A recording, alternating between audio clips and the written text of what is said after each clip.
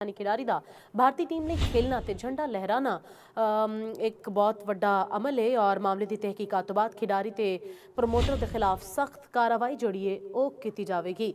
और पाकिस्तान कबड्डी फेडरेशन ने हसास मामले ते जनरल काउंसिल का हंगामी इजलास जड़ा है वो तलब कर लिया। सैकटरी फेडरेशन राना सरवर के मुताबिक बहरीन में होने वाले टूर्नामेंट में पाकिस्तान के 16 खिडारी शामिल सन, पर पाकिस्तान की टीम नहीं सी ते ना ही खिडारियों को NOC जारी किया गया।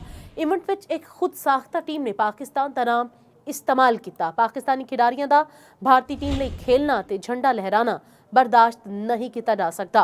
मामले की तहकीकात के बाद खिडारी ते प्रमोटर के खिलाफ सख्त कार्रवाई होगी। आइंदा किसी को पाकिस्तान का नाम इस्तेमाल करने की इजाजत नहीं दी जाएगी। सैकटरी कबड्डी फेडरेशन राना सरवर साडे नाल मौजूद ने। सर बहुत शुक्रिया तुहाडी वक्त दा। दसना एडा वड्डा मामला हो गया और पाकिस्तानी जिहड़े खिडारी ने खुद साख्ता चले गए और जाके उत्थे खेड भी लिया, की कार्रवाई की जाएगी और की तफसीलात ने?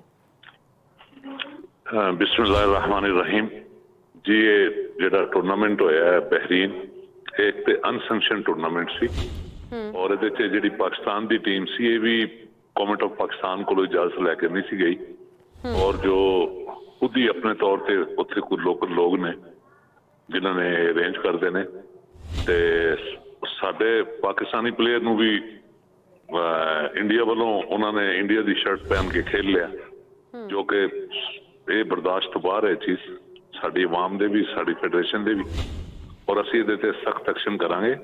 असीं पाकिस्तान कबड्डी फेडरेशन का जनरल कौंसल का इजलास चौधरी शाफी हुसैन साहब प्रेसिडेंट पाकिस्तान कबड्डी फेडरेशन ने 27 तारीख को लाहौर बुला लिया।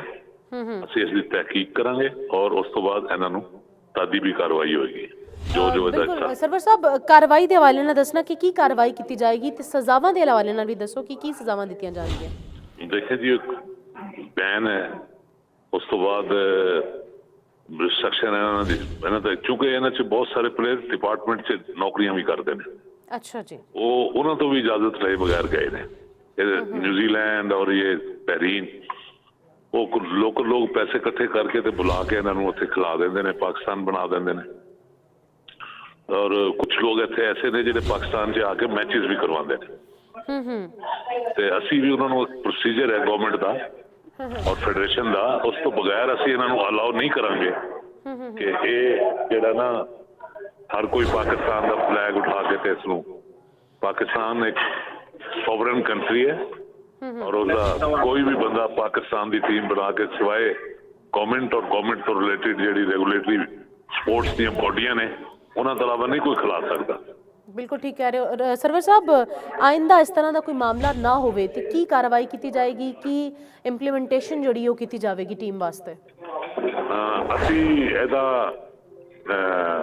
इमीग्रेशन नाल भी एदा कंप्लाइंस करावांगे रूल्स के मुताबिक और इन्हां नूं असी इस चीज़ नूं सख्ती नाल रोकांगे ताकि फ्यूचर च इस तरह का कोई इंसीडेंट ना हो और उन्हां नूं सख्त कार्रवाई की जाएगी। सख्त कार्रवाई की जाएगी। सरवर राना, सैकटरी पाकिस्तान कबड्डी फेडरेशन साडे नाल मौजूद सी। बहुत शुक्रिया।